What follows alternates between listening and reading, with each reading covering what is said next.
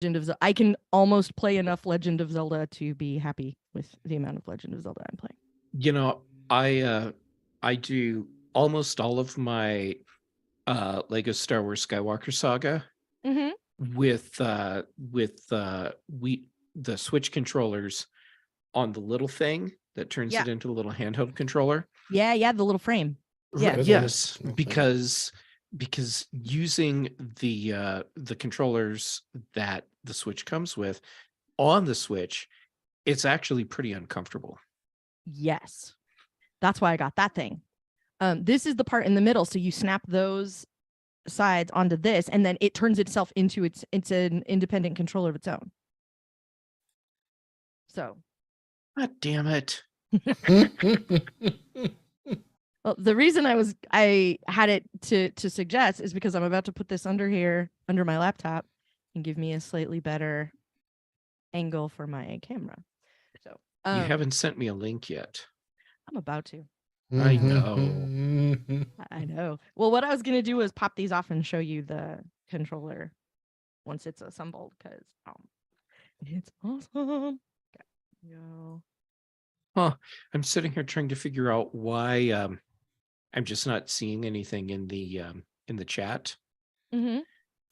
Turns out that Mac Voices TV is not happening tonight. No. Here it is. Okay. Mm-hmm. Nice.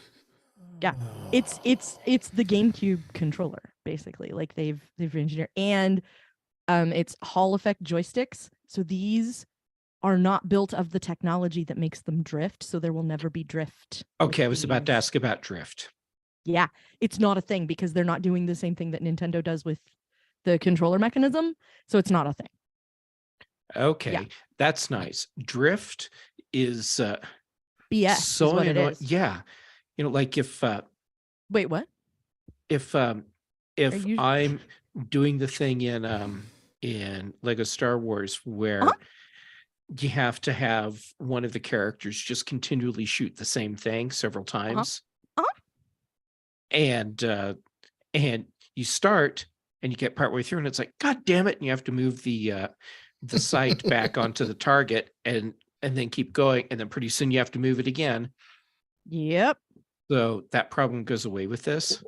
Well, in two ways. First, yes, because there's no such thing as drift because they're Hall effect. And second, allow me to introduce you to the turbo button. My God, Kelly.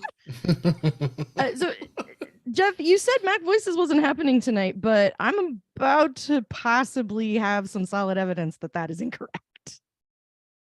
Yeah, and I feel like I'm underdressed. Yeah, so do I. Yeah, this is I'm about to walk out and mow the yard and walk a mile in the sunshine outfit. This is the first time I've had a suit and tie on for about 2.5 to 2 3/4 years. Wow. What I'm hoping is that this isn't going to sound right, no matter how you say it. So I'll just say it. What I'm hoping is that you're not wearing pants.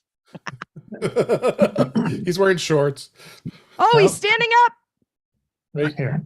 Just far enough to make us all just live in mystery. Oh. Yeah. Oh. No, I'm sorry. I'm sorry. Oh, I'm sorry.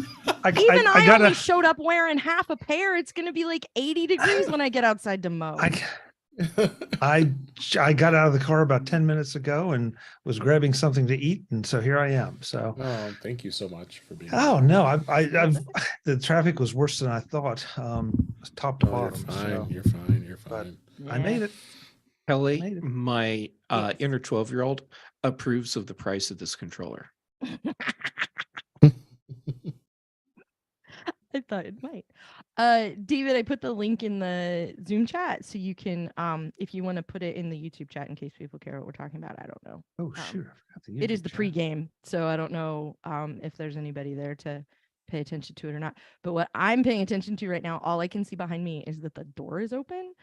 So now I too am going to stand up and show off my half a pair of pants and go close the door. I'll be right back. Hey, there's while Kelly's doing that, I had a question for you guys. Yeah. earlier this week, I opened my Apple savings account. Okay. Yay. Mhm. And I transferred some money over from my bank account. And I test them out to make sure that everything was kosher and, it would go. Went over fine. Went to do it again today, and it won't let me pull from my bank account. It says I have to put a debit card in order to move it over, which is really weird. And I can't find a place to add a bank account to transfer from. Where's this? The Apple savings Apple, account. Apple Cash. Boy, that escalated quickly. All I did was close the door. Now we're on savings accounts. A minute ago, we were talking about Nintendo controllers. Yeah. So I was curious to see if anybody else, if you go down that path to see, because I haven't seen so far in my daily surfing. I was trying to do that while I was eating, and I couldn't find anything. So, and it's like, you know what? I'm not sure I'm cool with entering my debit card in, no matter whether it's Apple's wallet or not. I want to make sure that this is the way it should be. So, Well, I mean, if you're doing, well, you know what? Let's save Apple this for the Pay. show. okay. All right. Okay. I didn't want to hijack the show with a No, topic not at of all. mine. My So- topics are thin tonight anyway, so that's good. So I mean, you're we saying talked is about it. Jeff and I still might get to spend Jeff's money all over again live on the air. Yeah, exactly. All right. Let me start. Yeah, I gotta look it up. Jeff, Hijack. Stephen Hackett? No, Mhm. maybe it's not. No, it's Mike Hurley is who I'm thinking of. I don't know why in my mind they are not confusable in my mind in any way, and somehow that was the name that fell out. It's been a long day. Scott Minister Kelly tested positive for COVID on Saturday. So Oh, no. Oh, no. I'm sorry. my life is chaos. I live in exile. Yeah, there's no chance that if that door opens behind me, I have a much bigger problem than getting interrupted on the podcast. Yeah. Anyway, there was a reason I was telling you about that, and now I can't remember what it was.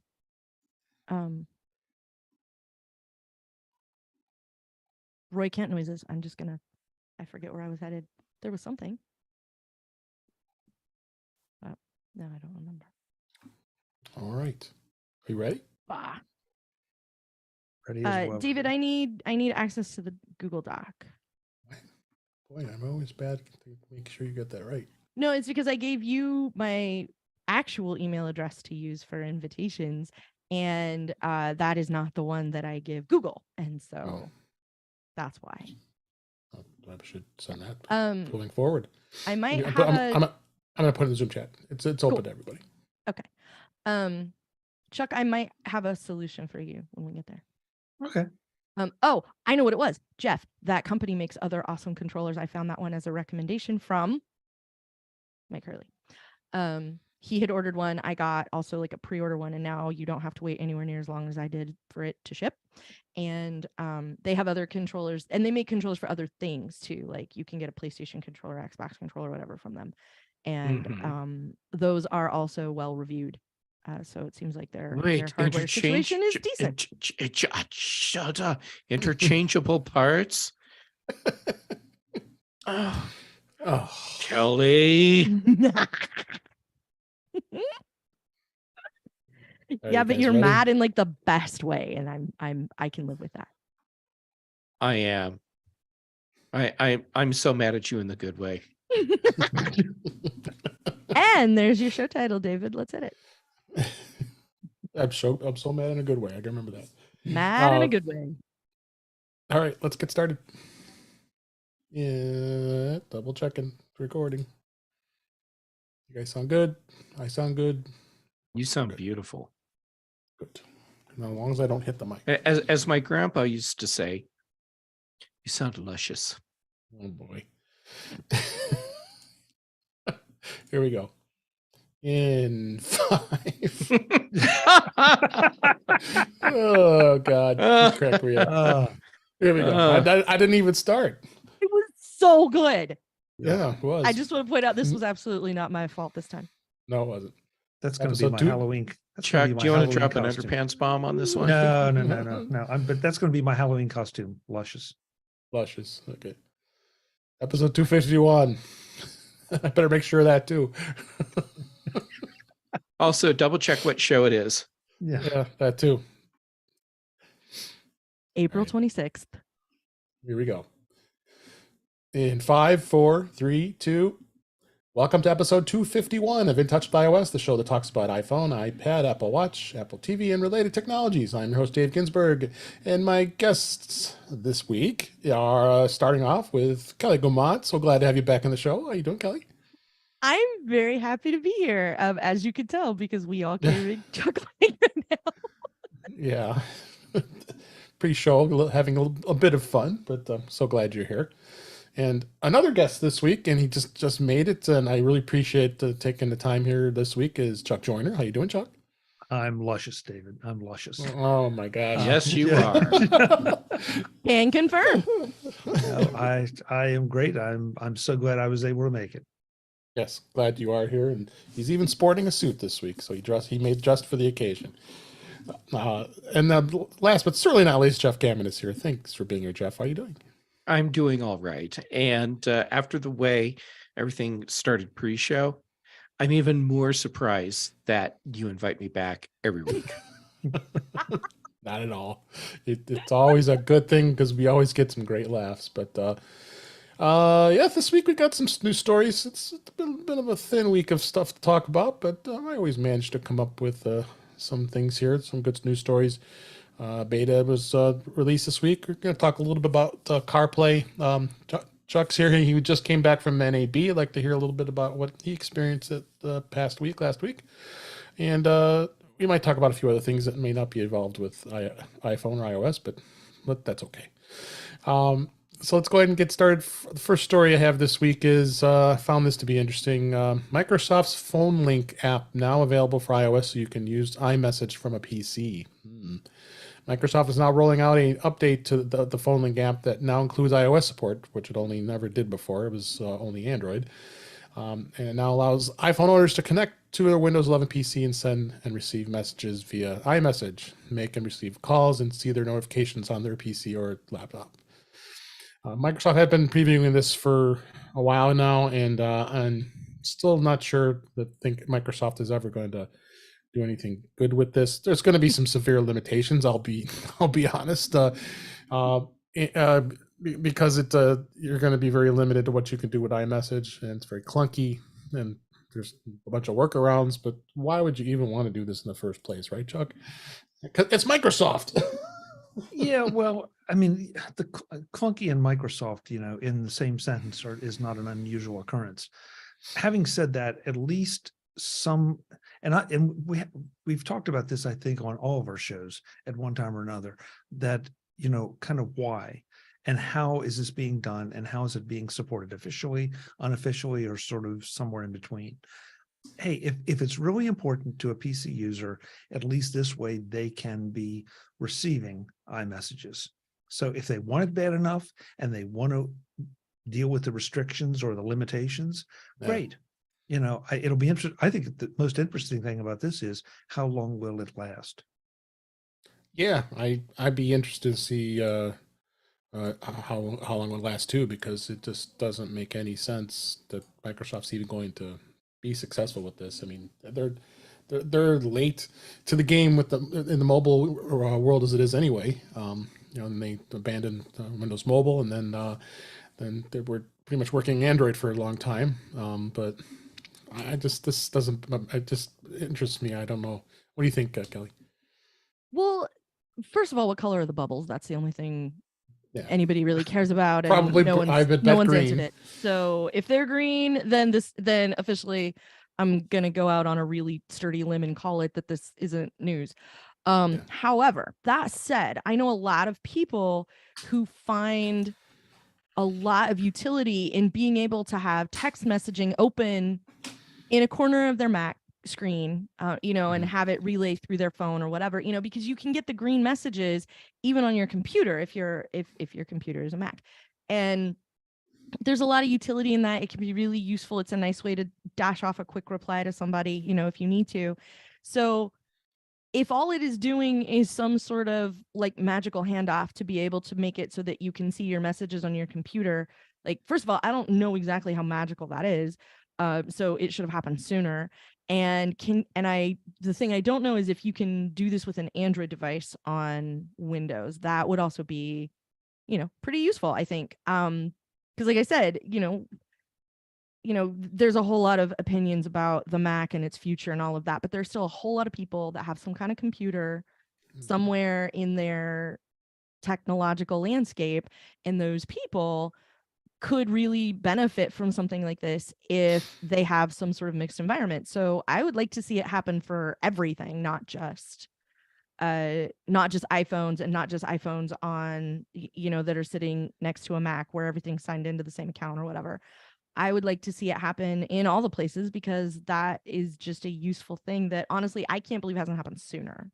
Like, you were talking about Microsoft being late, but this is kind of everybody, because Android could be doing it. I don't know if you can do this if you have an Android device and a Chromebook. Like, I would like to see this happen for everybody, and it doesn't seem like it should be that complex. That's why, like, WhatsApp and things that have like the desktop component, I know a lot of people who've switched to stuff like that, and they've said that they've done so because I can have it on my computer too, and and I can see all my messages everywhere, and like having it be ubiquitous is the part that I can't understand why there hasn't been a big push to do something like that for all of them, so that everybody's mobile device and computer can work together. I hope so. I want it to work together, but they seem resistant to it. What is your thoughts? Everybody is, and I can't figure out if it's because technologically it's hard if you have to deal with other people's hardware or software, or if it's just nobody feels like it because nobody uses an actual computer anymore, or what the deal is. But I wish we knew how hard that actually was to make happen.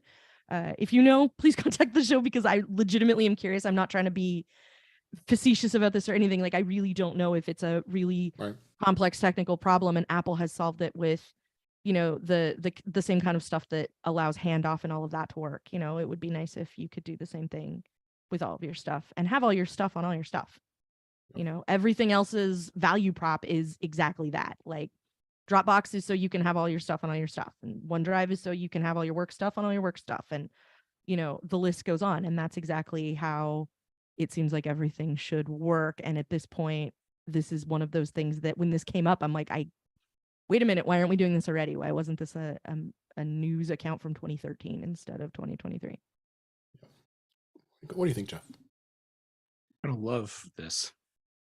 I think this is really smart, and this is really good, and I'm really glad Microsoft is doing this.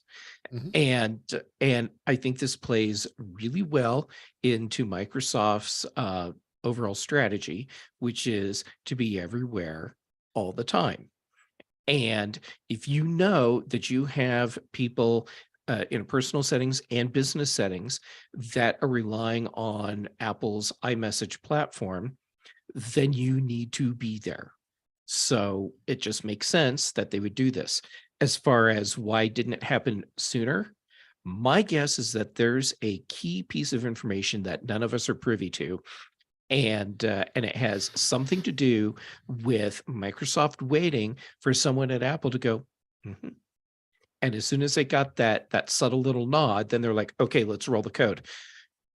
And then as far as how difficult is this, I don't know, but I do know there are relay services that are out there that will bridge whatever chat platform thing you're doing with Apple's message platform. And it does involve a level of trust, because what you're doing is allowing your messages to live on another company's server. And so it's handling it's becoming basically a Rosetta Stone for your messaging. And as long as I said that, I'm just going to keep rolling.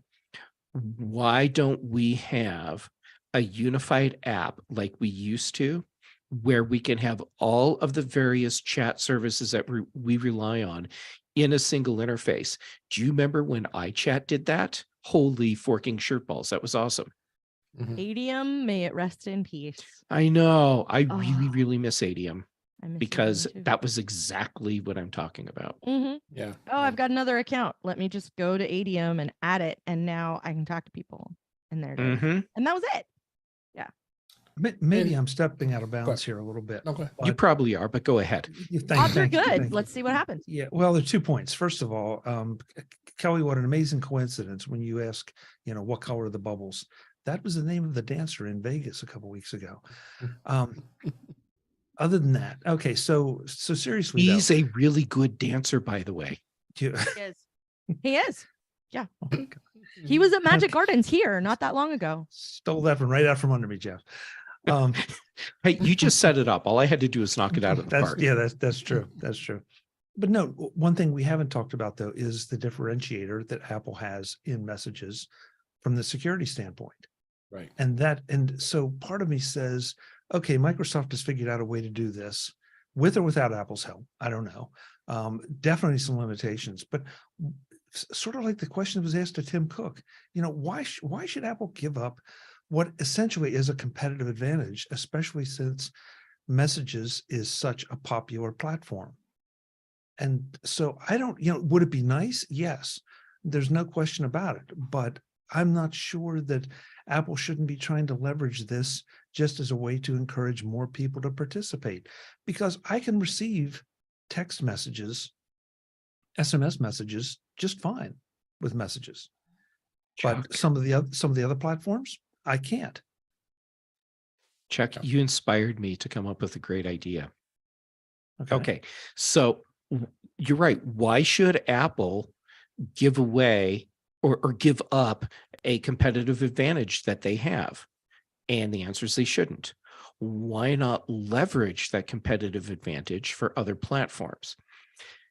Let's say you're on Windows and you want to have end-to-end encrypted iMessage support.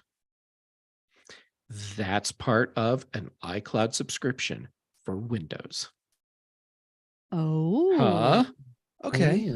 Okay. Jeff, this one but it goes to a level of technicality that I don't possess. Does that potentially compromise the security of the message that I send to you or to Kelly or to David, because it's going through or ending up in a Windows platform? I don't know, but well, on the Windows side, who knows? But the same thing could be said when the message lands on your Mac. If someone can get onto your Mac, they can get to the message. Yeah, like the technical feat there, I think, Jeff, if I'm picking up what you're putting down, and I'm trying real hard to pick up what you're putting down, the technical feat there would just be making sure that it's encrypted that your message is encrypted when it gets to Windows. If it's legitimately end to end, then yeah, I mean, I could see that totally being a thing that you could do. Because end-to-end encryption doesn't have anything to do with messages. End-to-end encryption is end-to-end encryption. Either you have it or you don't. It's, that piece I know, it's binary. Either it's all the way from one side to the other or it isn't, period. So it's possible that that's a thing. Well, you can't say it's end-to-end encrypted, Chuck, if there's a point where it's not. So right, sorry. Encrypted on a Windows device is the same thing as encrypted on a Mac. Either it's, like I said, it's either an encrypted message or it's not an encrypted message. That's all there is to it. There's two options. If you say it's end to end, it either is or it isn't. So if that's the case, then that would be a very interesting thing, because I don't remember if Signal and Telegram, which are end-to-end encrypted, I don't remember if they have desktop components or not, counterparts to the mobile messaging. But if they did, then it's not like it's not possible, because then if we were using one of those and I was on my Mac, then I could send an end-to-end encrypted message to you, and you receive it on your work PC, and mine is encrypted and yours is encrypted. Now, if you don't have a password on that computer and you leave it unlocked all the time, that doesn't mean somebody can't get access to all your goodies. But who's also a very good dancer, who is regularly at Devil's Point. That's another story. So the the magic of it is just going to be whether or not you can have things be encrypted. And I know that you can there's full disk encryption available for Windows. So it's not like it's impossible to have a modicum of security around that kind of stuff. So the question is whether or not Microsoft's going to let Apple play in that sandbox. And quite honestly, the fact that Microsoft has an ounce of self-awareness and let this turn into a thing is, like Jeff was saying, is really impressive to me too, that they have finally realized maybe we're not the only game in town. And it turns out that the free world did not buy Windows phones before we pulled all of them off the market. Well, there is a thing with Microsoft, the fact that they also have been allowing Apple to have updates to Apple Music and TV Preview. So they did release updates to the Apple Music and Apple TV app and the Apple Devices apps for PC users running Windows 11. And there's no Windows show here, but I think this is important to talk about here because last year Microsoft said that Apple Music and Apple TV apps would be coming to the Microsoft Store in 2023, so it can be installed very easily on Windows devices, having a better experience using both Apple Music and Apple TV Plus. Instead of going to the web. Or even for the worst part of the matter is the Windows iTunes version is still way outdated and they still continue to update that, which I have no idea why. So they need to replace that. But so they hadn't really put any release notes of the latest updates. I did try it.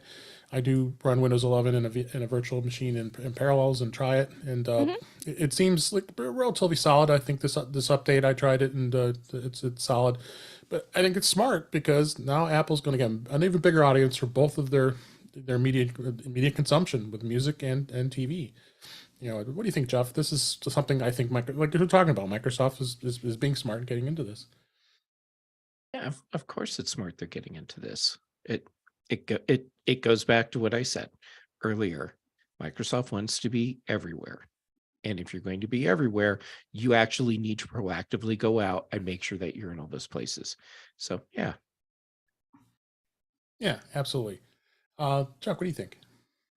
Listen, from a Microsoft standpoint, yeah, it makes perfect sense.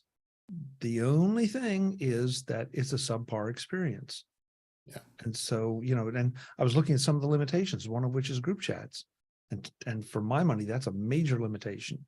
And I don't know, and you've run it, David, so you tell me, if we do a group chat between the four of us on the Windows machine, what happens to a message that goes to the group? Does it not get there, or does only, you know, one message from the first participant in the group chat get there? I don't know how it works. Yeah, on the messages end, it's hard to say. Yeah, but bottom line, it's a subpar experience, and so with the messages, yes. Yeah. Now, will that improve? I have no idea. You know, Microsoft would be foolish not to, if they can figure out a way to do it. But if you kind of think if they'd have figured out a way to do it, they would have done it in this release. So we shall see. Well, we will see. So let's move away from Microsoft. We've been talking way too much about them, honestly. Let's talk about Apple here. And Apple is soon to be letting users fix subscription billing issues directly within the apps. Hallelujah. Apple will soon make it possible for users to fix the App Store subscription payment issues in the apps rather than having to go to the device settings and make the necessary changes. Currently, if a third-party app has an issue with auto-renewing subscription, if the payment method is no longer valid, for example, your user must exit out of the app and make the changes in the Apple ID section of the settings app. The system often forces users to take out a subscription and then subscribe again, which causes craziness. But I'm glad that they are finally starting to do some improvements, Kelly, because it always was a big pain with this. What do you think, Kelly? It really has. And I was where'd it go? I was just looking at this. I was just looking at subscription management stuff recently because I was trying to review some of the subscriptions I have and make sure that I'm only paying for the stuff that I need to be paying for. Because you know, that's a really nice thing to have. So it's been a giant pain in the neck, and I am much happier that there's going to be a better way to handle it. You know, as a lot of things continue to turn toward a subscription in whatever amount of money in whatever billing interval they see fit. It's really nice to be able to not just have, to try to manage that and actually succeed, as opposed to which seems to be the official answer from some of them, and it's kind of a pain when because it's hard to track that down a lot of times. And anytime I've ever had a problem like this and gone and looked for it, there's always a knowledge base article in their support section that's like, if it says here's what you do, and here's some things that you can try, kind of, and it's sort of a crapshoot to try and do the thing that you're trying to do. And so I'm very glad that this is one of those tiny little updates that's going to make so many things better for so many people, that like all of the interactions, with subscriptions and stuff are going to be a lot smoother. And this is one of those tiny little things that I wish we would get on a more regular basis, finding those things and then filing off those edges, like used to be the thing that Apple was known for, was first of all not having so many in the first place, but then also not making it something that's easier. Like, we've discovered this is a problem and now we're going to fix it, and we found a really nice solution, and here it is. So yeah. Do you guys any other thoughts on the subscriptions with this? I didn't actually bother to read the article. And actually, I blame Kelly, because she keeps sending links to other things that I'm compelled to click on. Is this something where developers will have to update their apps to take advantage of this feature? Or is this something that just happens now? I think it just happens now, because it doesn't I don't see any mention of the discussion of the developer actually has to do something. But I think assuming developers don't have to do anything, I'm super excited about this. Actually, if they do, then on the developer website, I'm seeing it. Yeah, the developer's website has an actual memo talking about get ready to help your customers resolve billing issues without leaving your app. Okay. So yes, I think this is in conjunction with Apple and the developer to make this easy with the whole process. It looks like. So this just feels. Kelly said it really well. This just feels good. I mean, it's sort of a natural iteration. It's just a little bit of, extra wax on the car. And so just keep finding those little things that reduce the friction. Yep.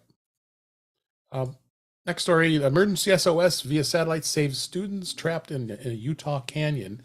The iPhone 14's emergency SOS and via satellite feature last week saved a trio of students who went canyoneering in Utah and got stuck in an area with no cellular signal. As we know, this was introduced last September for iPhone 14 and the ability to be able to communicate when you get stuck.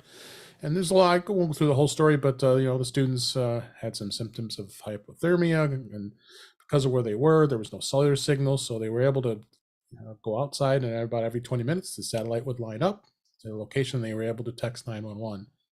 And then when they were waiting for emergency services, they were able to leverage themselves out of the deep pool of using a rope, and they were able to get out. So it's good that this happened. I think it's another feather in the cap of Apple coming up with this and saving people's lives with this. And you don't hear about these stories too often from anybody else.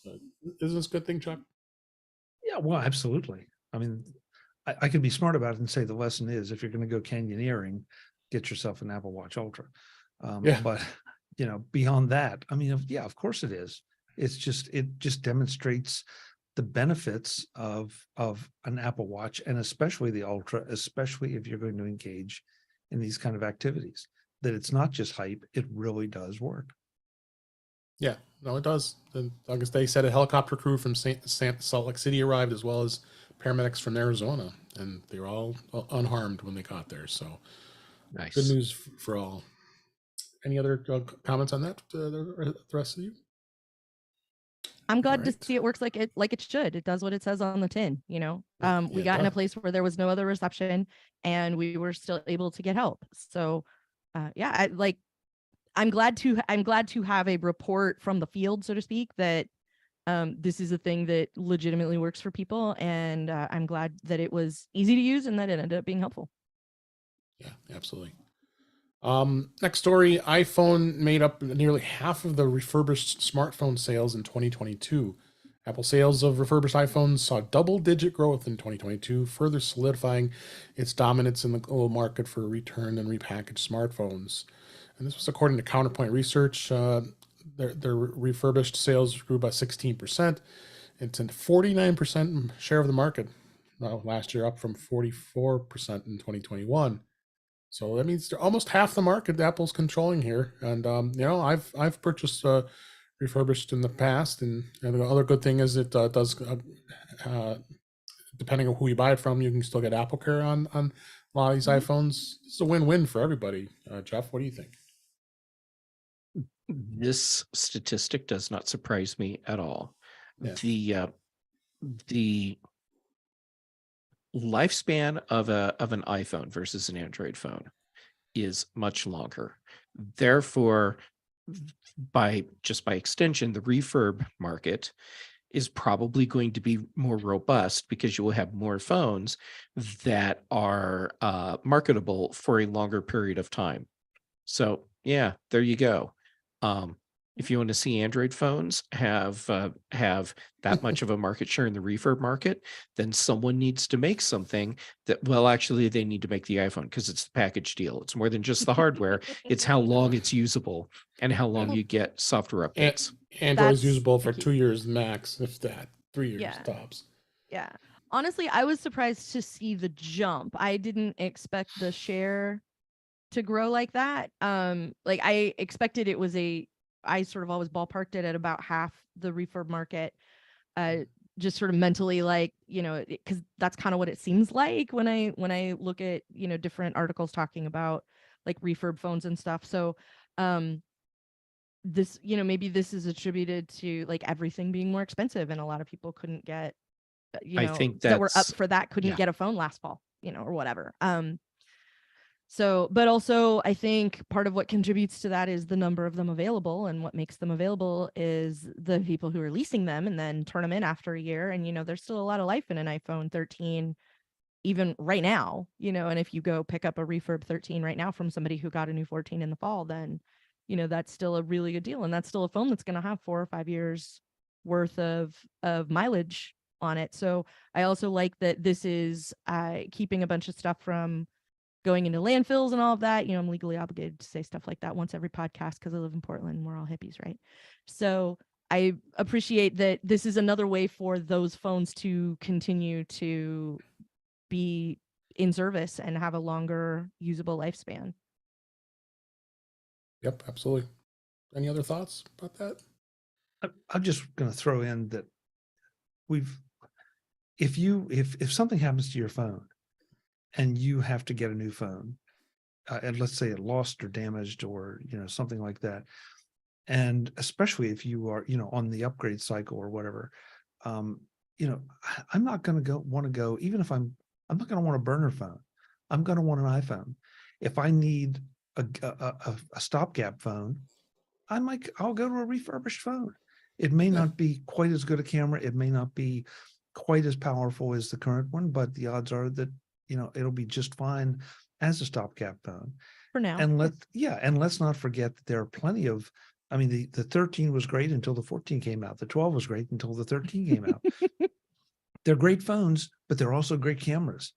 And so if you, instead of buying, some kind of video camera, if you decide you need a secondary or maybe just a dedicated camera, those are phenomenal cameras. And let's not forget, I'm not sure, Kelly, I'm not sure about you. I know David is, I know I am. We're both running camo. So our phones are our webcams. Right. And they're so much better. I'm sorry, webcam people, but they're so much better than anything else I've seen out there, including the DSLR I used to use. And so, it's like there's so many different uses for these phones, and they're not the use case, unlike iMessage on Windows, the use case is not compromised. Not at all. So it just, instead of looking at this as just a phone, we're back to that discussion. This is so much more than a phone.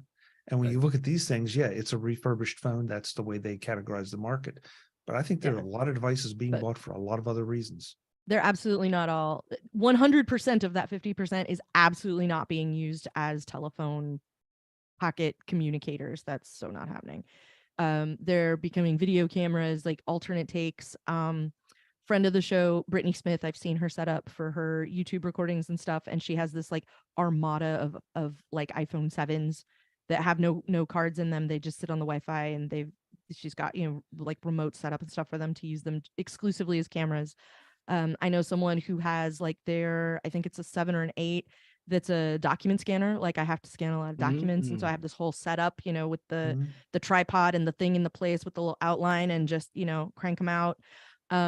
You know, people like iPods, you know, you can't really get an iPod anymore. So if you get one of these that has Wi-Fi access, 128 gigabytes, you know, that's a sweet way to play music if you don't have another option for it. So there are a whole lot of ways that you can do something with an iPhone that does not include making phone calls. Yeah. Well, and how many of us have seen people pushing around children in strollers with a little iPhone propped up right in front of them? And you're not going to use an iPhone 14 for that. You know, you're going to get something cheap so that when the kid reaches up and grabs it and throws it across the room, that you're not, you know, you're not yourself crying. That was my first takeaway from that from the canyoneering story. I even said it in the chat, not to be confused with Canyonero, and then I did it. And there it is. And there it is. Yeah, 12 yards long and 2 lanes wide. Who lets their high schooler loose with an iPhone 14? Like, that was my primary question about that entire article. Yeah. So I'm glad they had it, but come on. Anyway. Anybody else? Unless you have any other thoughts on this, I want to move on and get a couple more stories I want to get to before we go on to topics. Quickly, Apple Card. Another reason why it pays to have the Apple Card. There's a promo for offering 5% cash back on grocery store purchases. The one caveat is it's only being certain people are being invited to it. I did not get invited to it. There is even an update in the story saying that then they might be even offering something like 10% to some. But I haven't seen this yet, so I don't know if you guys have gotten any emails. How do you know you got invited? Apple Cards. You get an email. They'll tell you. They'll tell you. Just like we'll talk about pay later in a minute here. So keep an eye out on that. You know, we already know all the great rewards for you getting the 3% back on Walgreens and Panera and a lot of other stores and places to eat. So keep an eye out for your email, see if you get anything on that. And then the last story here real quick I want to talk about is YouTube Music is now gaining audio podcasts on iOS and the web. Google announced this actually today as we record this, that YouTube Music on the web and the Music app on iOS devices will now offer podcasts in the United States. So users who watch podcasts through the main YouTube app can now continue to listen to them through YouTube Music. As we noted, podcasts on YouTube are free with no premium subscription required, and they're available on demand and on offline. There's an Explore feature.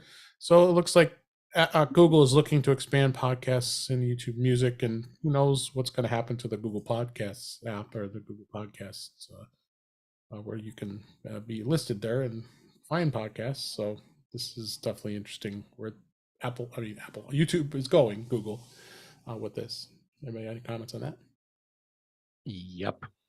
I thought Jeff yes. Why did it take them so long to do this? Exactly. YouTube isn't a place, or is not being positioned as a place where you go and watch a video. YouTube is being positioned as a platform. It's where you go and stay. Therefore, if you want people to stay, give them everything that they would otherwise leave for, which means give them full, easy access to all the podcast content that they would otherwise be getting somewhere else. Yep. They should have done this a long time ago. And I've been doing audio on YouTube for forever. And, you know, you have the option to listen to it using your YouTube app to listen to our podcast here. But I know a lot of others do that. I'm not the only one, as well as video podcasts too. Why not make it easier to find things? You know, it's like another place that us podcasters like to have to be able to put our content out there. It's been how many years now that how many years ago that we've discovered that YouTube was the second biggest search engine in the world. Like, and then it turned into the biggest search engine at some point. It does, Yeah. because yeah, always a and result I mean, from, and that from was YouTube, way before anybody was doing stuff like, I'm just gonna paste my cover art there and share all my podcasts on YouTube, or do like this and, you know, live stream it on YouTube and leave it there for people who want to listen to that and, you know, watch us make faces at each other as we try to crack each other up in Zoom chat or something. But there's I can't, again, yeah, why did this take so long? That seems to be the overall theme for today's show. It's probably, and this is a serious comment.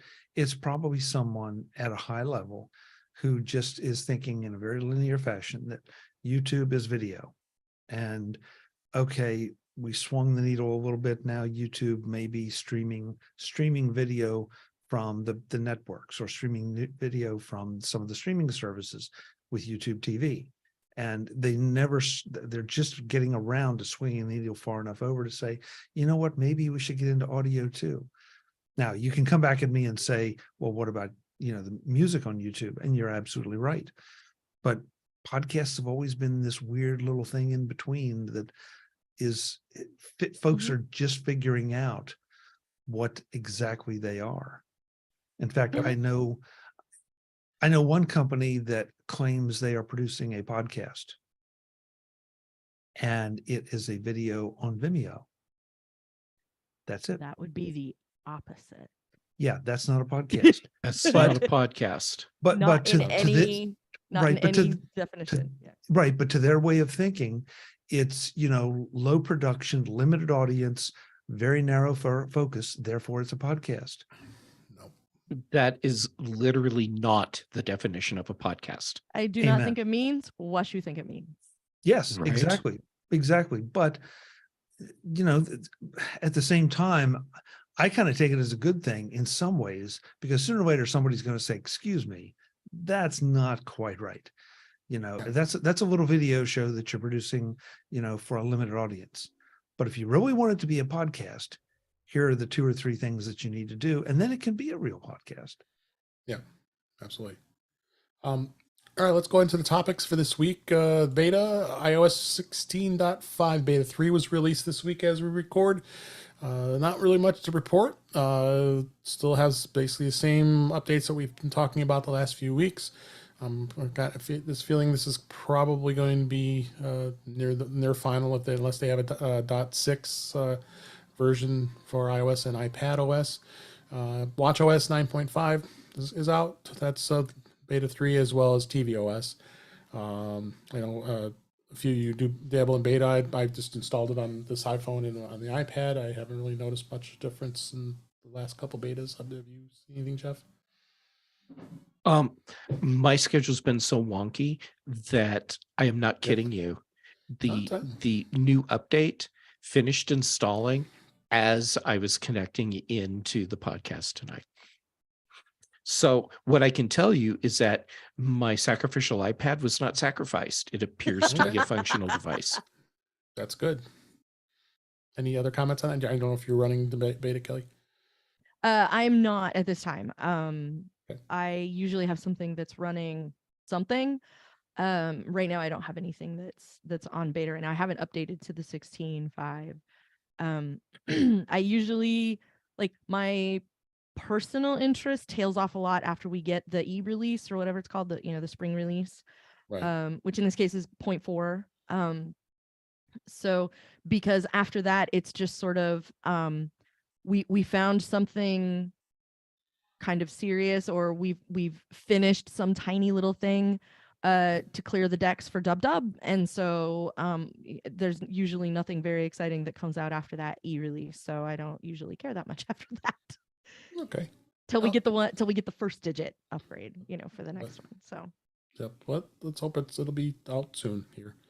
All right. So next story I want to talk about. We did cover the new Apple Savings account that came out last week in episode 250. But I wanted to also talk about it because this we found out about this a little later, even though this press release, which was interesting, was dated March 28th, where we're on April 27th here, so it's apparently it was announced a few weeks ago, but only I guess certain people got invitations, because we talked about we talked about as Mac Voices that the fact that some of us got invitations. I was able to sign it up for it, but a few others were not. But what it is that it is Apple Pay Later. It's designed for financial health in mind, so it allows you to be able to split purchases into 4 main payments from $50 all the way up to $1,000 without taking any hit on your credit. You just set it up right in the app, and it gets approved pretty much immediately. I mean, like I said, they aren't checking your credit, but I think they have knowledge of your credit worthiness. But I did sign up for it, and I did get an invitation, and it showed up right in the wall of apps as Apple Pay Later. And you just sign up for it. Within about a minute, I had it all set up, and I put the max in $1,000, and so okay, you got this ready. So you were able to purchase an Apple product and pay 4 equal payments to it.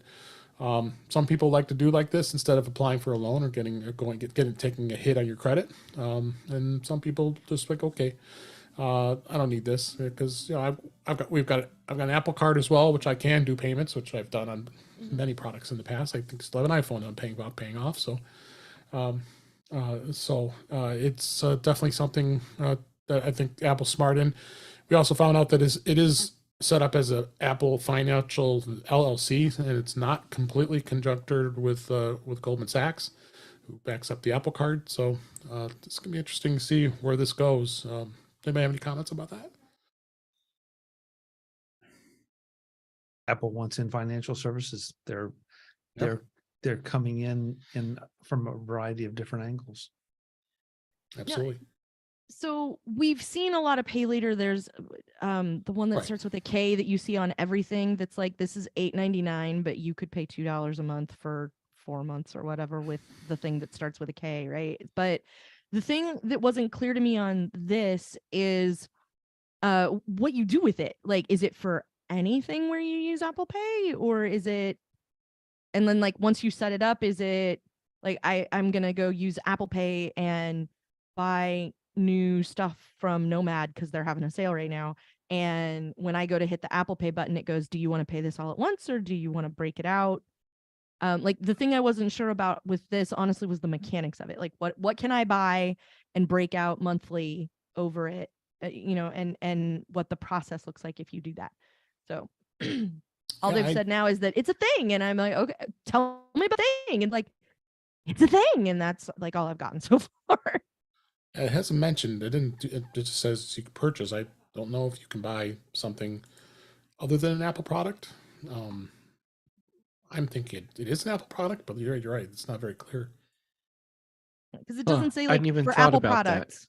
Yeah. And it doesn't say, it's built into Wallet, so you can buy all your Apple stuff on monthly installments or anything like that. So that was the thing I was wondering about. Is it, if I go shop at Nomad, if I go shop at some other place, or if I'm out and about and I want to go drop a bunch of money on something, and they take Apple Pay, can I chunk it out that way? Like that part isn't clear. So I'm looking forward to the reports of people who actually have it saying, here, I bought a thing and I made it 2 payments so that I could just see how it would work. And, here's what happened.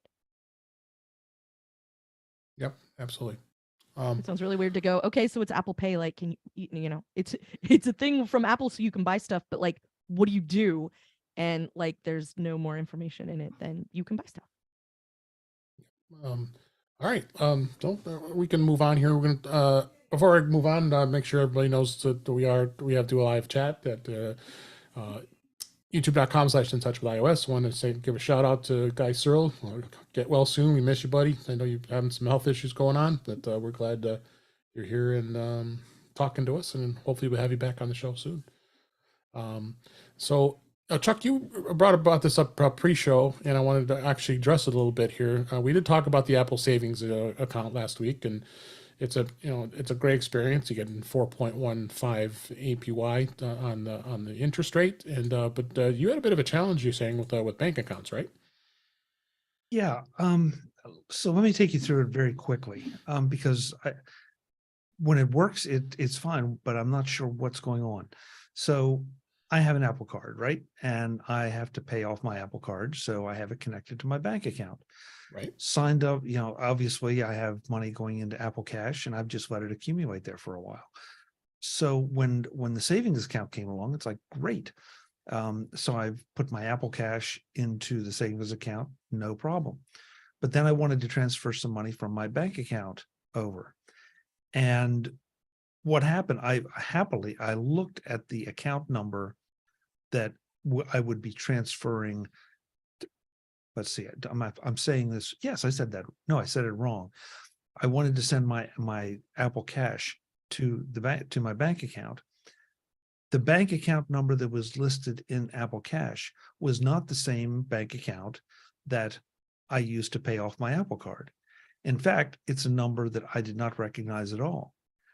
I called Apple. They couldn't tell me A, where it came from, or B, and by the way, the bank name listed was correct. It was just the account number that didn't look right. The routing number was correct. The account number was not right.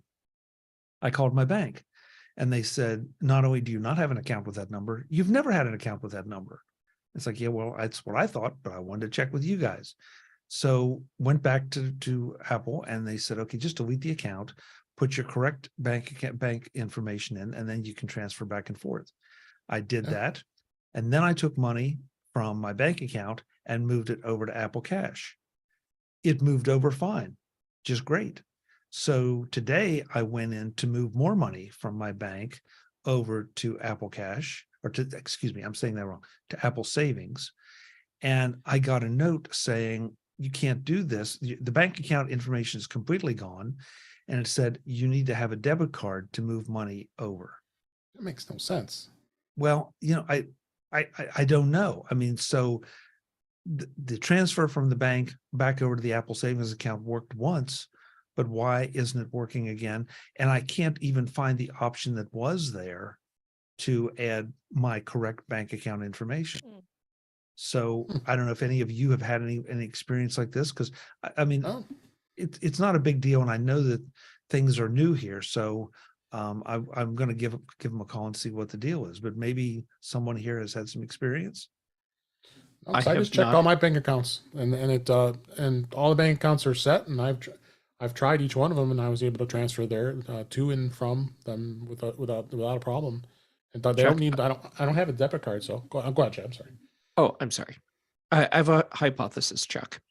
Go into your Apple Pay Cash settings or your Apple Pay settings. Right. Make sure you have a debit card there assigned to Apple Pay Cash and see if that fixes the problem. Because if you're doing Apple Pay Cash, you have to do it with a debit card. Yeah. So maybe there's some stupid bug in their system where it's not recognizing the debit card attached to Apple Pay Cash. And so it's just not working. Okay, I can't do it because my phone is being used as my camera right now, but I will check that. That's a really good thought, Jeff. That's a really good thought. That is good.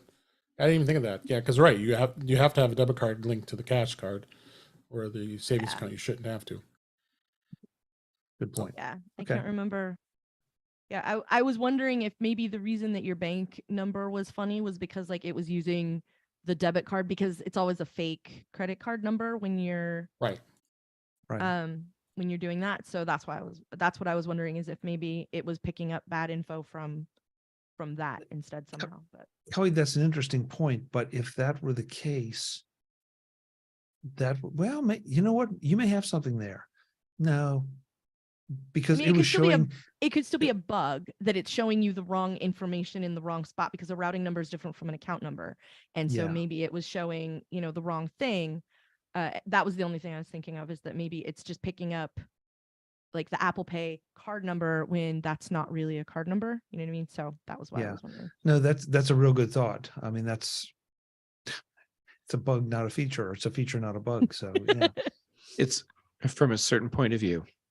Yeah. Other than that, the money moved over in a timely fashion, going both directions, and it's been fine. So there's just these couple weird little hiccups that I just want to make sure. And when you're talking about debit cards, Right. You know, I mean, that's always something that you get a little touchy about because theoretically Yeah. you're opening up your entire bank balance to something. Yeah. I try not to use debit cards these days. Yeah. Exactly. All right. So let me I want to move on to a different topic here. Been a couple stories here. Apple actually responded to the CarPlay and GM, which we've had some plenty of discussion about here. And what did Apple do? They just said, here, we have over 800 cars that actually have the models to choose from. And it's easier than ever to find a vehicle that works with CarPlay. So that was their way of going back and saying, hey, this is not a problem here, and they have a whole long list of all kinds of cars that actually have it available. So I thought that found that to be interesting. I know, Jeff, you had thoughts about this, and Oh do you man. like Apple's response on this? That's I guess my question. I think Apple's response, when you parse it all out, without having to put you in a position where you have to edit, Apple's basically saying fork those guys. And you know, I'm okay with that because the whole thing GM is doing, I know this comes as a shock to you that I have an opinion on this. GM is taking a very myopic approach towards increasing their bottom line at the expense of their customers, and the customers where it actually matters, they will not stay. Yep. I thought of another thing about this the other day. Okay, so let's say you're like, screw it, I don't need CarPlay. I'm going to go ahead and get GM's car dumpster, whatever they're going to call their thing, dumpster play. That's it, dumpster play. Yeah. And so you set it all up. It has all of your data in there, and then someone steals your car. Now they've got all your data. Yep. Yes, they do. Fork those guys. So take a look. I put a couple links to articles as well as Apple's great list of every available model that has CarPlay, and you have over 800 to choose from. So here's the two things here that I think are really interesting. First of all, is GM saying, why should we use CarPlay? Why should we let people have our CarPlay for free when we could be charging money for that sort of thing? First of all, right. I have some choice selections from Roy Kent's vocabulary for how well that's ever gone for anyone in the history of automobiles. And to think that you couldn't pay me to use most of those systems, and now you want me to pay you for, no, sweetie, no. That's not how any of this works.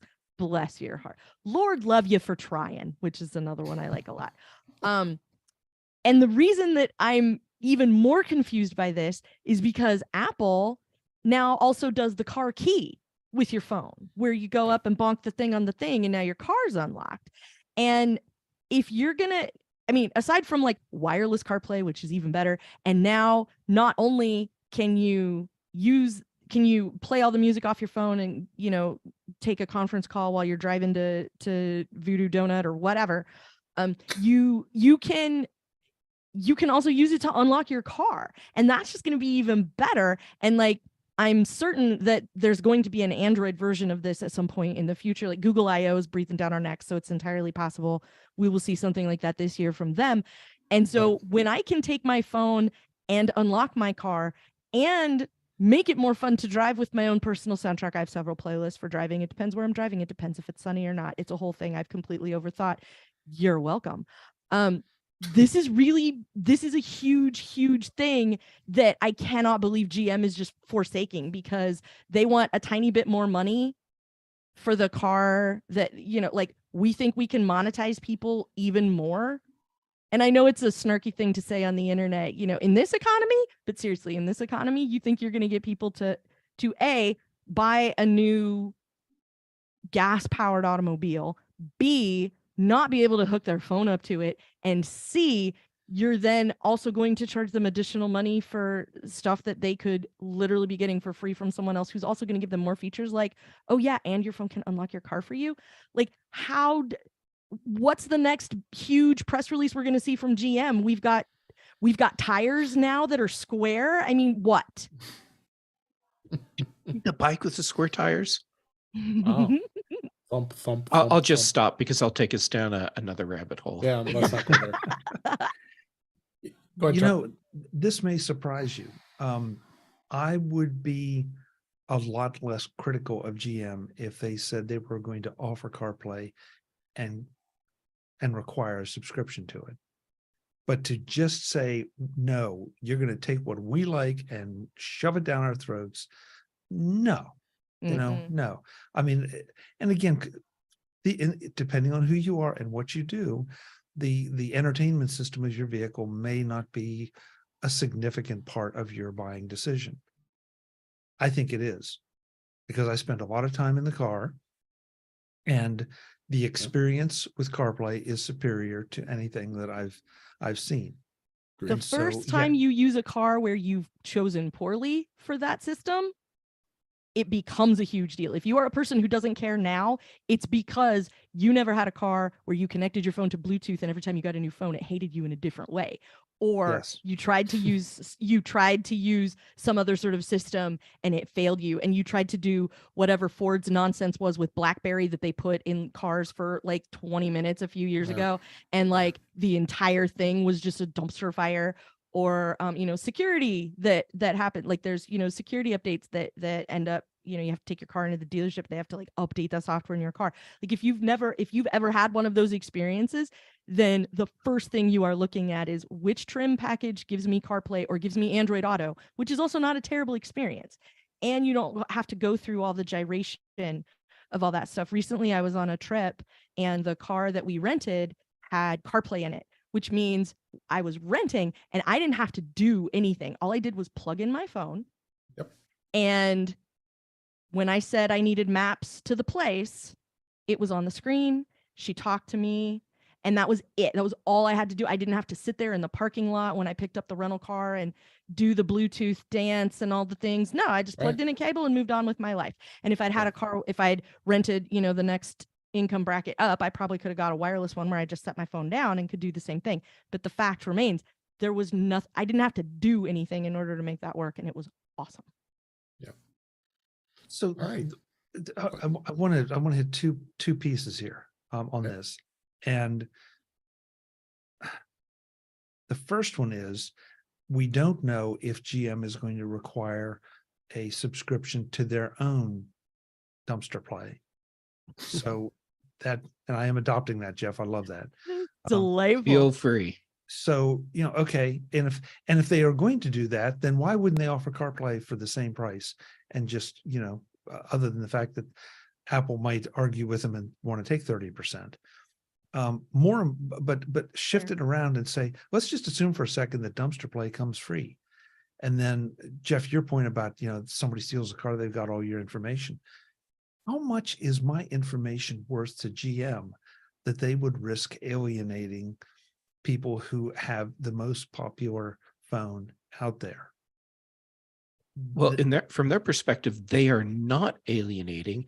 They're offering you a new and better choice. Well, not even choice, but a new and better platform. And prove it to me. And look, I'm not opposed to the possibility. It just seems very unlikely given everything that every car manufacturer has done up to this point. Oh, I agree completely. I agree. Yeah. I mean, dumpster play is I think it's aptly named. The fact that it's not a trim level option is the part that baffles me. Like if you want the unbelievably expensive trim package with the rust undercoating and the Harman Kardon speakers or the Bowers and Wilkins speakers or whatever and on, if you want that one that like doubles the price of the car, maybe you can get CarPlay that way. But to take away the choice is the part that I find the most baffling. You can It's not pay baffling now. At all. Well, as a thinking person, Jeff, I disagree. As an auto executive, I couldn't tell you because that's not the seat I sit in. Okay, so yes, absolutely valid. Yeah, I mean, the thing is, if you give people a choice, they're ultimately going to choose the thing that they're not having to pay extra for, works reliably, and they already are familiar with it, versus the thing that's going to be hobbled unless you pay subscriptions. And even when you're paying all this extra money, you're going to be getting an inferior experience. Why would people go for that? Well, if it's the only option, they're more likely to go for that. Jeff, I agree with you, but look, I want to be fair to GM, or as fair as we can be, given how stupid they're being. But we don't know exactly what they're. They've alluded to the fact that they're not taking advantage of subscription opportunities. So they made it very No, clear that they see exactly subscription what it said. as the future for this. Oh, okay. Then I read a different article. So if that's the case, then just give me what I want, and if you charge me for it, and I really love your car, then okay, at least I'll suck it up and buy it. Yeah. Because in the grand scheme of things, 3, 4, 5, 6 years of CarPlay at any kind of reasonable subscription rate is not a big chunk of my car purchase. And I'd pay it. Yes, exactly. But instead, so if you're trying to tell me you're going to monetize dumpster play, and I didn't want it in the first place, nah. Yeah. Right. Or Mhm. We're gonna give it to you, and we're gonna charge you for it on a recurring basis. And you're going to have my information that Right. I may or may not be anxious to give you. Mhm. There's the key right there. Apple keeps. And we things already private. know On top of how. yeah. Yeah, we already know how on top of security car manufacturers are. Good point. Good One point. of my favorite stories to back that up is the reporter that wrote the whole thing about how he let hackers remotely take over his Jeep from halfway across the country, and it freaked the crap out of him because all of a Mhm. sudden he had no control over the car. Yep. Holy crap. And car manufacturers are okay with stuff like this. So yeah. Yeah. That's Well, a whole and nother story. I'm curious, does anybody here, this is a sidebar, but does anybody use any of the plug-in devices from their insurance companies to reduce their rates? Oh, I would switch companies. If my insurance provider said you need to plug this into your car for a better rate, nope. I would be gone. I would cancel my policy that day. Same. Okay. My agent asked, and I told him, "Do you want to save some money? You can do." No, thanks. There's no way. First of all, there's no way I can save any money. I don't go anywhere. I cannot stress this enough. That too, And I agree with that, even though I work in the industry. as well as I do. For me, I don't see the discount that I would get on my car insurance as worth giving up that information. When I drive, where I drive, how I drive, how many people are in the car with me, et cetera, et cetera. So Yeah. Give me a 50%, 60, 70, 80%. Yeah, we'll talk about it. I wouldn't even do it for that. As soon as they ask me to plug a thing into the car, or if they require it, nope, I'm out. Yeah. See ya. Done. They could say, Jeff, we will give you free insurance. All you have to do is plug this into your car. I will go somewhere else where I pay for insurance and don't plug the thing into the car. That's how militant my stance is on this. Yeah, I have that's- something free for That's you interesting, too. That's interesting, Jeff. That's Sorry. I've not heard anybody state it quite that strongly. I would never. I will never. Yeah. You can offer, and as long as I'm given the option to politely decline, I will continue to pay you. And as soon as you tell me it is no longer an option, then you are no longer my insurance company. The end. I won't. I'm well, Jeff apparently too. I think I can speak for my fellow weirdo here. I'm the weirdo that goes, what are you doing with my data if I give it to you? What exactly are you asking for? And what are you going to do with it if I give it to you? Right. And I don't think either of those are unreasonable questions, but I find that the answer to me, and I don't care most of the time, but to me, the answer a lot of times is really not an acceptable answer. Mhm. So yeah, there's a reason I'm not on TikTok. There's a reason I really wasn't on Snapchat, because for the same kinds of reasons. And it's something that a lot of people don't care about until they care. And I guess I just hit that point a lot sooner than a lot of people. And so I want to know, what are you doing with the information that I give you? And like I cheered and cheered for ages about the privacy label stuff that they do on the App Store, because a camera app shouldn't need access to my contacts. And you should have to tell me up front that that's what you want. And, a barcode scanner shouldn't need my location, things like that. And making those things clear up front, it's an informed decision. You can still decide whatever you want to. It just gives me the opportunity to decide I'm not going to give my information to some place that is also very hand wavy in their agreement about what happens to the data that I give them. Yep. Not happening. All right. Before we wrap up here, I want to, Chuck, if you could give us a bit of a recap, albeit brief, whatever you choose. What stood out at NAB this year? If anybody's not familiar, NAB, the National Association of Broadcasters show, it was their 100th anniversary, right? So that's huge, and it's kind of an interesting show. And I'd like to. I know everybody can obviously go to macvoices.com and see all your great interviews that'll be coming up. You've already released a couple already, so. But would love to hear how your impressions were coming back after, it's been 3 years since the last live show you went to. Yeah, since the one, they had it. No, it was last year was the first time back. And you went. Okay. That's right. And I went, but the show was greatly right. reduced Because this year, right. This year it felt like it really was back. Still some folks missing that had been there before. One trend I saw was that folks that had a much larger booth before had much smaller booths. Yeah. If they had good products, they were mobbed and they really needed a larger booth. So it'll be interesting to see how that trend develops. They did announce that the the official attendance was 65,000, which is still substantially under what it was pre-pandemic. It's still great. Yeah, well, it's still great, and it's absolutely was a worthwhile show for me to go to. Mm-hmm. I have to say, it felt like another one of those iteration years, with the exception of one product. And I'm sorry, I don't have the gentleman's card here, but it's a sound design software that is super affordable. In fact, I think there's a free version. If nothing else, you can try it free for a protracted period of time, and it's. The easiest explanation I can give to you is that it lets you control a variety of aspects of the sound. For example, if I were to shoot a gun at the microphone, okay, you can take that sound and you can make it sound like it happened right beside your head, or it happened across the room, or it happened, in a warehouse down the street.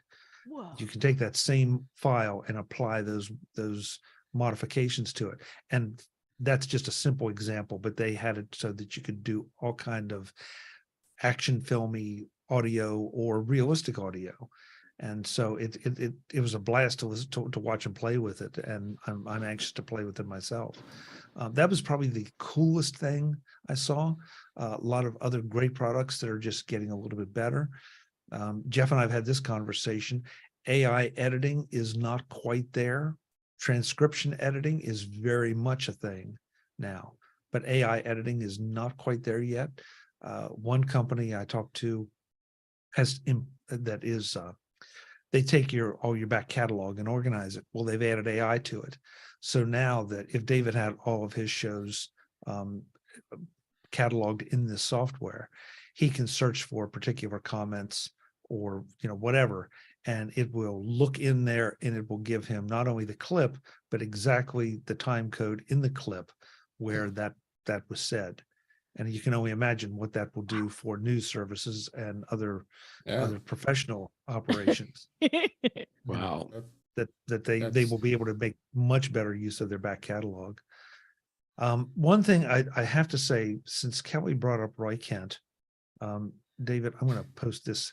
I'll put that link down. I want everybody to read that Brett Goldstein was interviewed. Yeah, well, it was a feature session. Right. They were both. Yeah, the main stage was in the North Hall, and Brett did a session that was talking about the creative process. I'm not one to chase celebrities, it's like big deal, but I was really curious about this, both because of Brett as Roy Kent, and also because he was talking about the creative process. Right. happily, NAB released the video of it, and I just gave David a link that he'll put in the show notes where Right. you can go. If you're interested, I would go sooner rather than later. I don't know how long they'll keep it live, but it was a very enjoyable hour, a fun hour. I don't think I looked at my watch once. No, it was. He very, seems like very- an absolute delight in everything I've ever seen him do. So I can't imagine this would be much different. So Yeah, No. it really was. And in fact, it made me want to go because he's one of the writers on Shrinking. Yes. Shrinking, and- as well as Ted Lasso, of course, and Yeah. Yeah, and I had up until that presentation, I had no interest in Shrinking. It just didn't sound like a show I'd be at all interested in. Oh, it really doesn't. And it- you could be very was wrong. I'm only phenomenal. partway through it. I haven't made it Yeah. all the way through yet. But yeah. Well, he To talks be about fair, Ted Lasso didn't sound like a show we would be interested in Oh. either. yeah. So, Well, and I'm not You going to fell in love spoil with it. I'm not No. going to spoil it. You guys could go and listen, but the way he described how Shrinking came about made me say, yeah, there's at least part of that I think I would enjoy. So Yeah. I wouldn't. It's well worth an hour of your time if you Yes. Yeah. like Brett or the Roy Kent character at all. Yeah. Beyond that, the one other thing I definitely want to plug though is post-production world. That I kind of split my time between classes in post-production world and the show floor because there were just so many great things. I got to see Doc Rock for the first time ever in person. I got to meet him in What? person. But you, By the- wow, really, Yeah, in spite of being on how many hundreds of podcasts with him on the British Blowing my Tech Network. mind right now. Yeah, thought we had all hung out together at some point. nope. How did I And- not Wow. Adamari Yeah. Damacy you into the middle of one of those Macworld shenanigans? I have no idea, or at least I didn't. At that point, I didn't know Doc. Frederick Van Johnson did a fantastic session that I got so much He's out of. lovely. Abba Shapiro did a great session that I got a lot out of. I have ridiculous amount of notes that I need to go back Mhm. through. New tools, new techniques. So That's if great. you are interested in video production, it's not an inexpensive. The post-production world track is not inexpensive, but it is. I think it's going to be absolutely worth it. NAB. Yeah, it's a very. I mean, you can buy a ticket and walk into NAB, and it's a pretty affordable ticket. Mhm. Vegas hotels are not affordable, Right. so it's still going to be an expensive trip for you. But if you're into it, it's a great time. It really Yeah. is. I would encourage anybody Mm. to experience it just once. And you've been going for quite a few years, and you've always Forever, yeah. given us some great content when you Mhm. talk to people there. So it's definitely not. It's not a CES, but it's something that's a little different. Yeah, well, It's more again, specific. It's more specific, but Yeah. it's interesting to see how many business solutions are being portrayed as business solutions that previously would have just been media solutions, and now media is becoming integrated into those business products. Yeah. And so it's what can I say? I definitely enjoy geeking out there too. Cool. Great. So. Oh, thanks for sharing with that. And before we wrap up, I want to make sure that I'm going to be talking about this until it happens, and that's MacStock. MacStock 7 is here. The tickets are now on sale, and the speaker list has been filling up. It's actually, I believe it's all filled up now. I'll be speaking. Jeff Gammon will be speaking. Brittany Smith is going to be speaking for the first time. I'm Yes. going to get to meet her in person for the first time. I'm so excited. And Jeff Gammett is also speaking for, it's been a long time. So, and then of course this guy, Chuck Joyner, he's speaking too, but. Sounds sketchy. Yeah. Really? Have you decided your topic yet, Chuck? Have you announced that, or is that still in the works? I've not announced it because I know what I'm going to be talking about. I just haven't titled it yet. Okay. I'll be doing iCloud Demystified, and Jeff, and you, what were you going to speak about? I'm talking about everything you need to know about high-res audio. Yeah, I can't wait to listen to I know, the Kelly. presentation. I'm still working on peer pressuring you into Yes. arranging your flights so you can come know. join us. I'd even be your travel agent and get it done. Well, there you go. Oh no. Just to get you to be with us. Let me see what I can do, because the thing I need to warn all of you about is that if this does happen, there will be many ferocious hugs happening Good. and around the knees, because I got to make the short joke. But yeah, it's a whole thing. Yeah. So. Oh, and that's the great thing about MacStock is that we have so many friends, and there's going to so be fun. New people you'll meet for the first time. You can network. It's a really nice thing. All the speakers are approachable as we are, and you can come ask any questions. So we're all very knowledgeable, and we enjoy sharing our knowledge to everybody. And I think this is going to be probably one of the biggest of them that it's been in a really long time. So, and as everybody knows, I've spoken at all of them. I believe you have. Oh, you missed last year, Chuck, but you've spoken to most of them, and it's just an absolute fun time. So please go check it out. Join us. It's July 22nd, 23rd this year, and it's at in Woodstock, Illinois, just outside of Chicago. And I got links in the show notes for the speakers link, as well as where you can purchase tickets, and come check us out. Also, don't forget, we're also going to, if you wanted to come a little earlier, our friend Barry Folk has brought back the Mac Barbecue, which I can't wait. That's on July 20th. And he's going to have it back at his house, which is going to be so terribly exciting. And it hasn't been there since 2015 when I first met all of you for the first time. So Barry's bringing it back. FaceTime. And that's right. Well, Barry's bringing it back, and it's going to be he's going to have all kinds of food, great barbecue, and he's going to have a whole thing of wine tasting. So it's going to be great on there. So that link's on the site as well. You need to sign up with them ahead of time so Barry knows you're coming. All you have to do is mention that you know him, or if you know MacStock, and you're in, and he's going to have you join us. So, so come check us out, and come check out MacStock Conference and Expo. The website is MacStockConferenceandExpo.com. We'll keep promoting it and keep talking about it, but come see us, and it's going to be a lot of fun. Hey, Dave. All right. Yes, go ahead. Something we all make. I think we all make a mistake. We say we have a lot of friends. We get to see them all. This is not just about us. Not just us. Well, I'm sorry. Thank you. No. But I mean, the point is, by the end of the weekend, everybody is friends. Exactly. You can't, whether it doesn't matter if you have a podcast or not. It doesn't matter if you have an article, a blog or not. Everybody becomes friends automatically because it's a nice boutique little conference that it's no shoving and pushing in lines or anything. And that's the thing that I sometimes get concerned that we promote it so much because we are going to be so excited to see each other because we already know each other. We're also excited to see all of the people there. And new people that haven't been, or like I had lovely conversations with a number of people the last time I went and spoke. And it wasn't even like, and I got to meet people that I was very excited to get to meet. So like for the first time, so it's a complete blast. Yeah. I can tell you I've had the exact same experience in 2015 when I was welcomed. I wasn't a podcaster at that time, and look what happened. I turned into one. So right, it's contagious. It's very contagious. Yeah. So, all right. Thanks so much for you guys being here, and what a great show. And thanks for talking and letting everybody know about MacStock here. So let's go ahead and wrap up for this week. That's a wrap for this week. Please send your comments, questions, and suggestions to our email address, which is feedback@intouchwithios.com. You can follow us on Twitter @intouchwithios. Support the show by buying me a coffee at intouchwithios.com/coffee. We would really appreciate it. You can become a patron of the show by going to patreon.com/intouchwithios. We have 2 tiers available to support the show. We'd really appreciate it. Make sure you like, share, and subscribe so you're notified when we are live streaming, which is on Thursday nights at 8 p.m. Eastern Time, 5 p.m. Pacific on our YouTube channel, which is youtube.com/intouchwithios. Thank you to Paul, and thank you to Guy, and a lot of other great people that were in the chat room tonight interacting with us with the show. You also can watch the live stream. I leave that up, as well as you can also listen to past shows. Also visit In Touch with iOS magazine on Flipboard, where many of the topics we discuss are flipped into that magazine. The link is in our show notes.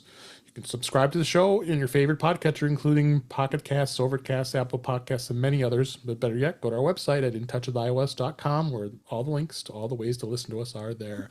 I am Dave Ginsburg, and you can find me on Mastodon at DaveG65 @mastodon.cloud. I'm also on Twitter, DaveG65. Kelly Goma, thank you so much for being here as always. Where can people find you? In the backyard mowing, because I'm going to be there for the rest of my life now, apparently. Generally, you can find me on Mastodon. I am Verso at mastodon.social. You can find me sometimes here, sometimes heckling Chuck over on Mac Voices Live from time to time. And I'm not sure where else yet. Apparently there's a whole thing. There's a petition or something about trying to get me to go to Illinois this summer. So we'll see what happens. We'll be doing that post show here. Peer pressure. Peer pressure. Thanks for being here, Kelly. Chuck Joyner, and thanks as always for your support and for being here. We really appreciate it. Where can people find you? MacVoices.com is where you can find me releasing interviews from NAB. We're in the middle of that. Tomorrow, a new edition of TV Plus Talk goes up in the Mac Voices feed with Charlotte Henry. And also we're in the middle of doing the Road to MacStock, where we're talking to all the presenters that we can possibly get scheduled about what they will be presenting at MacStock. We also do Mac Voices Live Tuesday night with pretty much everybody here whenever they decide to show up. Kelly. Tuesday nights, 8 p.m. Eastern, 5 p.m. Pacific, whatever time that is, wherever you are, on YouTube at youtube.com/MacVoicesTV.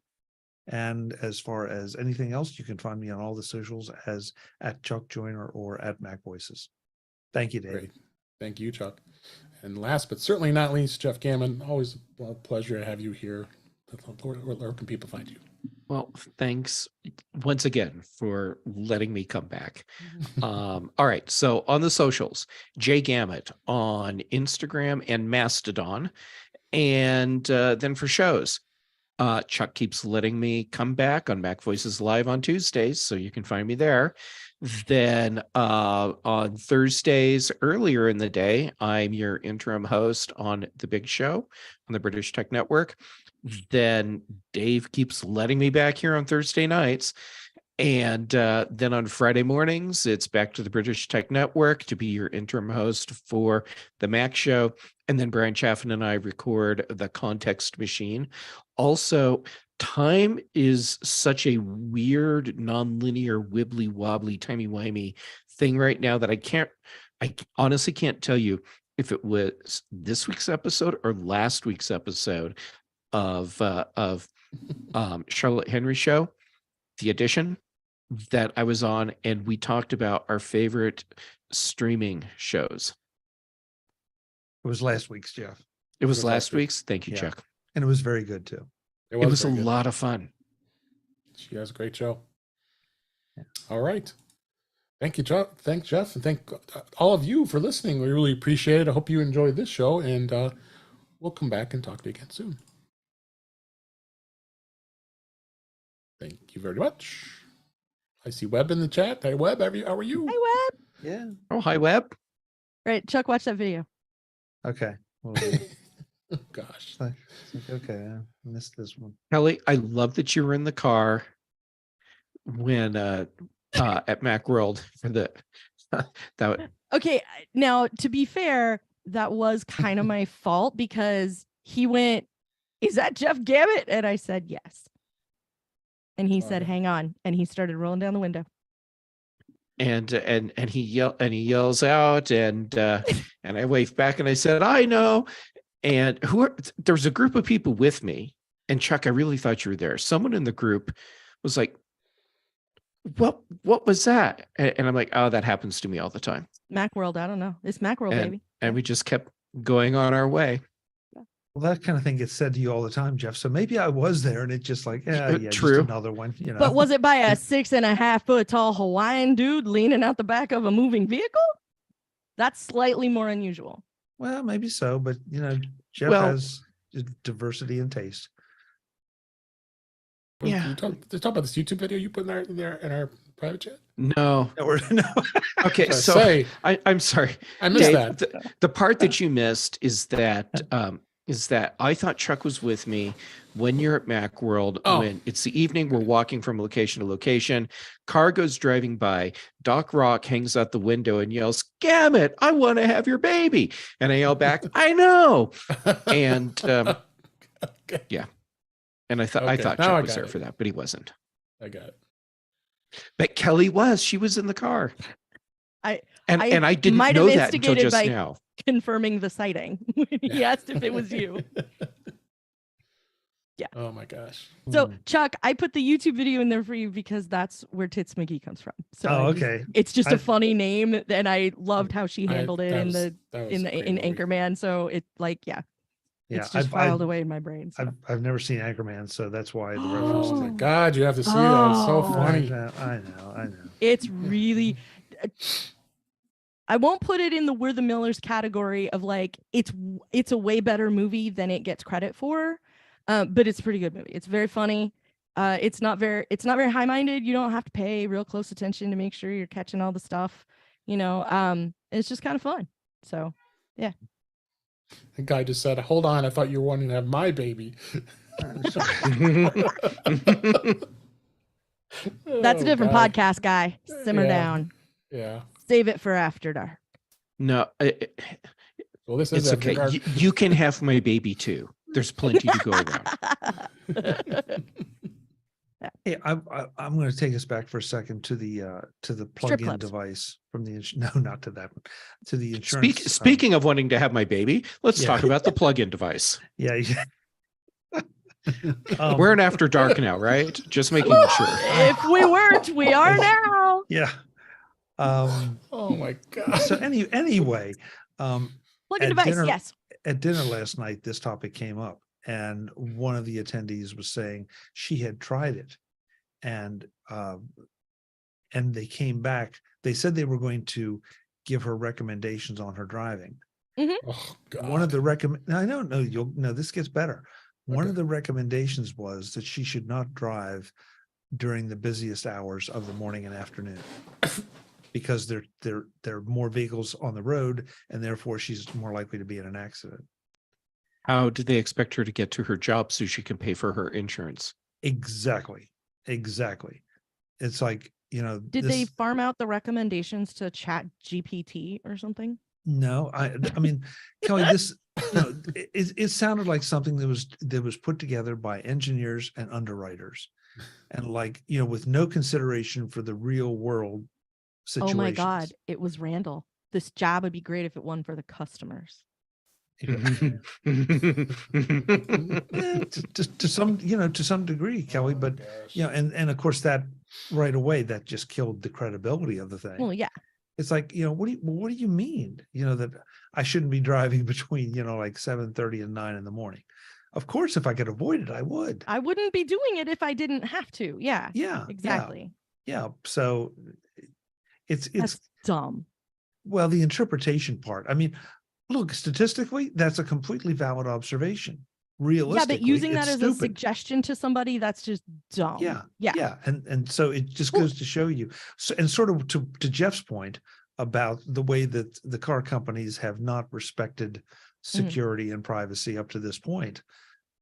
Yeah, the insurance companies, And especially if it's all the time. It's one thing if you tell me not to drive between 5 and 6:30 or whatever, right? Because normally I don't. But if it pings a couple times that I have, then maybe you could tell me to knock that off. But if I'm doing it 5 days a week, can you not tell that, is there no pattern recognition? Do you think I want to be doing this, honestly? Yeah. That's dumb. Yeah. So I thought I didn't want to share that during the show, but I thought I'd share it here. It just, that's ludicrous. Yeah. Right. No, it's great. Good night to the live team. No, I don't want to mow the lawn. I want to go watch Clerks.